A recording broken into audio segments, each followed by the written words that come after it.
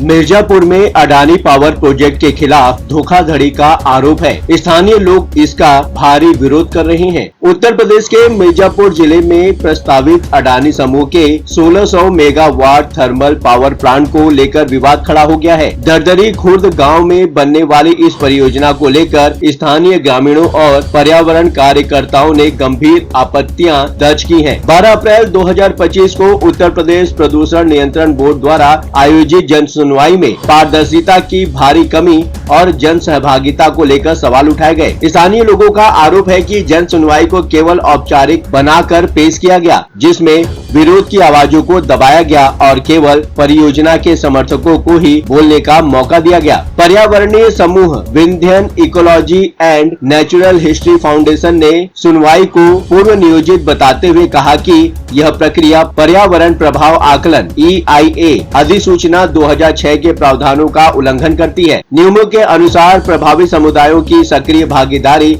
अनिवार्य होती है, लेकिन कई ग्रामीणों को इस सुनवाई की जानकारी ही नहीं दी गई। यह पावर प्लांट मिर्जापुर के दरदरी खुर्द गांव में 365.19 हेक्टेयर भूमि पर प्रसारित है, जो विंध्य क्षेत्र के घने जंगलों और जैव विविधता से भरपूर इलाके के निकट स्थित है। यह इलाका स्थौल भालू, तेंदुआ, मगरमच्छ, गिद्ध, उल्लू और ईगल जैसे संरक्षित जीवों का आवास है, जो वन्य जीव संरक्षण अधिनियम 1972 के तहत संरक्षित है। हालांकि अडानी समूह ने दावा किया है कि परियोजना में कोई वन भूमि शामिल नहीं है। केवल 8.35 हेक्टेयर क्षेत्र जल पाइपलाइन और सड़क निर्माण के लिए लिया जाएगा, लेकिन पर्यावरण विशेषज्ञों और स्क्रॉल इन की रिपोर्ट के अनुसार यह दावा भ्रामक है। 1952 की गजट अधिसूचना और 2020 की वन विभाग रिपोर्ट इस क्षेत्र को वन भूमि के रूप में दर्ज करती है, जहां बांस और पलास के जंगल फैले हुए हैं। अगस्त 2024 में नेशनल ग्रीन ट्रिब्यूनल NGT ने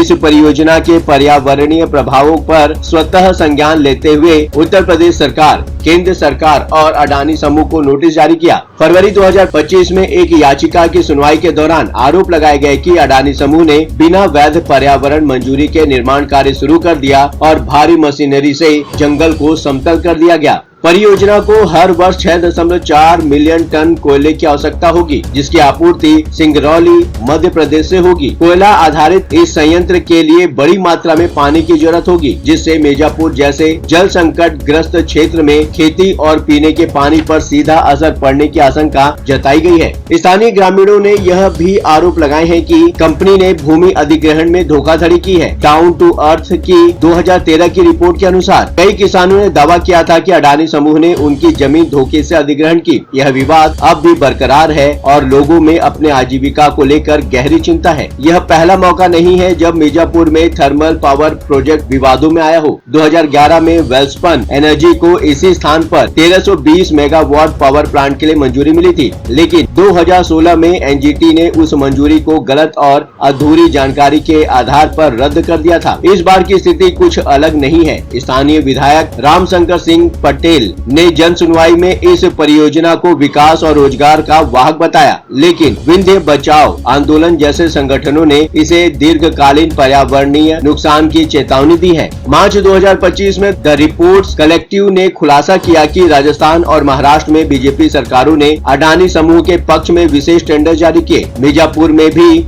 स्थानीय लोगों को संदेह है कि जन सुनवाई में अडानी के पक्ष में माहौल तैयार किया गया और सरकारी तंत्र की निष्पक्षता पर गंभीर सवाल उठ रहे हैं। फिलहाल इस खबर में इतना ही। अब बारी है आपकी। बेझिझक अपनी राय कमेंट बॉक्स में शेयर करें। 7 टीवी भारत अपने विभिन्न प्रोग्रामों के माध्यम से जनता के मुद्दे और प्राप्त सूचनाओं को प्रसारित करता है। यदि आप अपनी बात 7 टीवी भारत तक पहुंचाना चाहते हैं, यदि आपके पास किसी प्रकार की खबर, सूचनाएं, अहम घटना की सूचना, किसी प्रकार की शिकायत, सामाजिक मुद्दा, ब्रेकिंग अपडेट हो, तो आप वीडियो में दिए गए व्हाट्सएप नंबर 9998323655 पर व्हाट्सएप द्वारा आप हमसे संपर्क कर सकते हैं। हाँ, चलते चलते आपको यह बात बताना जरूरी है कि 7 टीवी भारत की तरफ से अगर कोई खुद को 7 टीवी भारत से जुड़ा बताता है तो उसके दावे को संदिग्ध मानकर और पुष्टि करने के लिए 7 टीवी भारत को वीडियो में दिए गए व्हाट्सएप नंबर पर उसकी डिटेल्स भेजकर पूछ लें। फ्रॉड करने वालों से सावधान रहें। फ्रॉड हो जाने की स्थिति में 7 टीवी भारत उसका जिम्मेदार नहीं होगा। वीडियो में दिए गए नंबर के अलावा 7 टीवी भारत का कोई अन्य ऑफिशियल नंबर नहीं है। अभी तक आपने 7 टीवी भारत को सब्सक्राइब नहीं किया है तो चैनल को सब्सक्राइब करें, साथ ही बेल आइकन को दबाकर हमें समर्थन दें। 7 टीवी भारत के फेसबुक, इंस्टाग्राम, x.com को भी फॉलो करना ना भूलें। फिर मुलाकात होगी।